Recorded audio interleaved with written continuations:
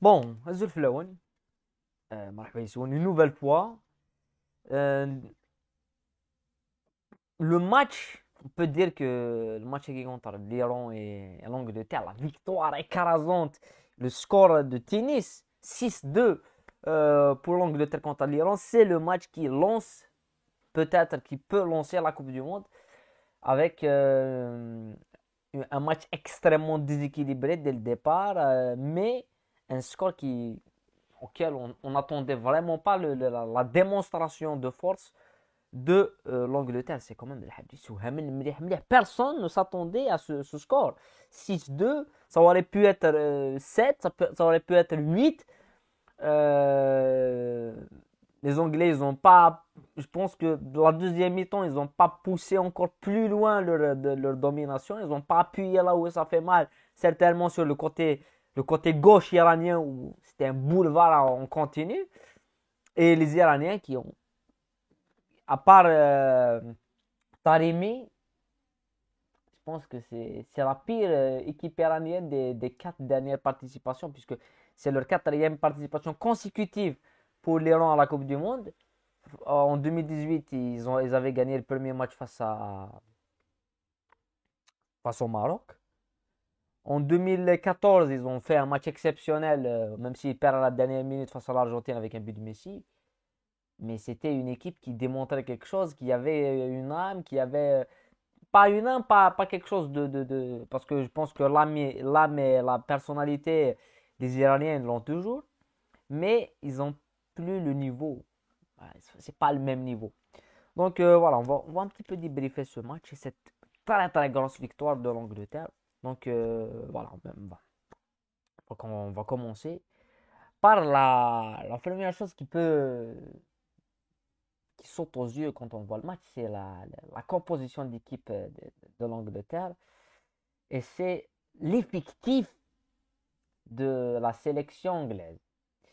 Un effectif qui est exceptionnel. Pickford, même si on va parler un petit peu aussi du côté défensif avec Maguire et Stones, mais quant à Bellingham, Rice au milieu de terrain, ils ont fait un match exceptionnel. Mount, Sterling et Saka aussi un très très bon match. Kane, doublé de passes décisives. Saka doublé de buts.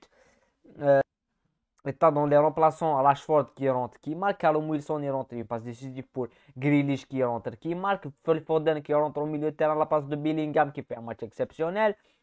Euh, voilà, t'as Kyle Walker, t'as tout ce nombre de joueurs, tout ce vivier, tout cet effectif. Il est exceptionnel pour l'Angleterre. C'est un effectif qui, normalement, quand on voit le match, on n'est pas surpris d'une victoire 6-0 ou d'une victoire 7 ou 8-0, tellement ils ont des joueurs.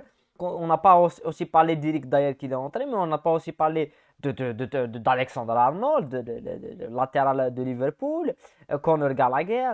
Ben White, Calvin Phillips, Kyle Walker. C'est une équipe qui est monstrueuse côté effectif. C'est l'une des meilleures équipes au monde et c'est l'un des favoris pour la Coupe du Monde. Donc on n'est pas surpris. Mais pour la première fois, parce qu'en 2010, ils avaient aussi une très très bonne équipe. En 2014, ils avaient aussi une très bonne équipe. En 2006, ils avaient je pense, l'une des meilleures générations de l'histoire avec les John Terry, Steven Gerrard, Beckham, Frank Lampard, Ashley Cole. C'est une équipe, c'était l'une des meilleures générations auquel on attendait vraiment un épanouissement avec Joe Cole et tout en Coupe du Monde, ils n'ont pas réussi. Mais là, ils ont presque l'une des autres, même très très belle génération. Mais le problème de l'Angleterre, c'était toujours ce problème d'individualité. Mais ce soir, on a vu ce collectif, on a vu cet acheminement, on a vu pour une fois les idées de jeu mises en place par Southgate, avec des joueurs qui vont rapide, avec des doublements de passes, avec un changement de rythme et de tempo très très rapide avec des joueurs de côté, en l'occurrence Saka et Sterling qui ont fait un match exceptionnel avec Mount qui coulisse. Donc on a vu, pour la première fois, on a une équipe d'Angleterre qui a vraiment une idée bien en place et qui la prouve. Ils ont un collectif. Et je pense que le joueur qui fait aussi le bien dans cette équipe, qui rentre comme, comme, comme il doit rentrer dans cette équipe, c'est Jude Bellingham. fait un match dans le positionnement. C'est lui qui débloque le match, premièrement avec son premier but. Mais voilà, il est dans cette structure qui, qui l'aide et qui le réconforte dans la manière où il n'est pas meneur du jeu, mais il est meneur du jeu, où il n'est pas avant-centre, mais il peut, avec le décalage d'Harry Kane, être avant-centre. Donc c'est une équipe d'Angleterre qui nous a fait une très très bonne impression, mais c'est l'Iran. Et l'Iran, à part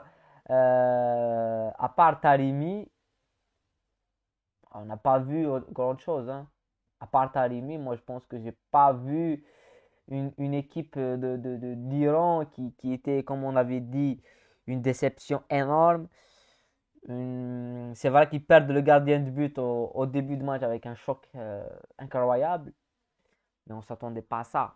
Je pense que ils ont mieux fait que le Qatar quand même. Ils ont mieux fait que le Qatar hier qui n'a rien fait, mais c'est pas suffisant et après Tarimi, c'est quand même il met un doublé, c'est un attaquant de classe, je pense, mondiale, parce que il a une seule occasion, il met un but exceptionnel.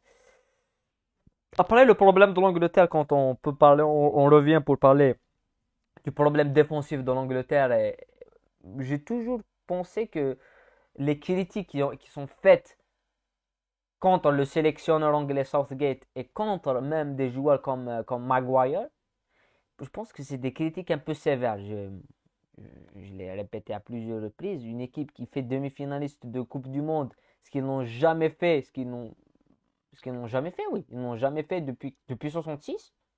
Demi-finale de Coupe du Monde, ils le font en 2018. La dernière fois qu'ils le font, c'est en 66 quand ils la gagnent en Angleterre. Et une équipe qui fait finaliste de l'Euro 2 ans après ou 3 ans après et qui perd le titre par penalty alors qu'ils sont meilleurs que l'Italie, avec Maguire qui est capitaine de cette équipe, avec Maguire qui était aussi un élément exceptionnel lors de la Coupe du Monde 2018 et qui était le défenseur le plus cher d'Angleterre, il n'est pas devenu nul du jour au lendemain. Il y a un problème psychologique chez ce joueur-là et il y a un manque de chance. Donc je pense que les critiques qui sont faites quant à Southgate et Maguire, ils ne sont pas fondés parce qu'ils ont fait, et Southgate, il a fait progresser malgré qu'il est, on va dire qu'il n'a pas une notion tactique de Capello, d'Ancelotti, mais quand même, c'est quelqu'un qui a fait avancer le football anglais, qui stagnait toujours en quart de finale et qui perdait toujours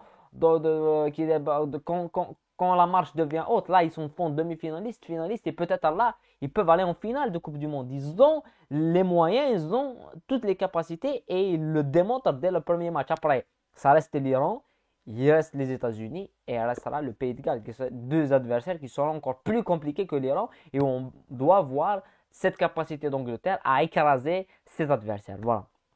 C'est le match c'est une performance royale pour l'Angleterre et on espère revoir ça dans les prochains matchs face au Pays de Galles et peut-être face à les États-Unis. Voilà. Fin de ce débrief qui était un match avec 8 buts. C'est quand même, il faut le dire, on ne s'attendait vraiment pas à voir ça. Mais bon, maintenant on va se plonger dans l'un des chocs, l'un des matchs où pour le moment, hier avec l'Équateur-Qatar, on n'a pas vu un match équilibré. C'était un match déséquilibré. Domination exceptionnelle de l'Équateur. Là, on a une domination écrasante avec 80% de possession, même 85% de possession contre 15% à certains moments du match pour l'Angleterre. On espère avec Pays-Bas, Sénégal, malgré qu'il n'y a pas Sadio Mané, on espère un match équilibré. Mais bon, voilà, on va débriefer après le match Sénégal-Pays-Bas. En tout cas, merci beaucoup pour les likes et pour le soutien pour le premier débrief Équateur contre Qatar qui a quand même battu certains records. Voilà, on se retrouve dans le prochain débrief.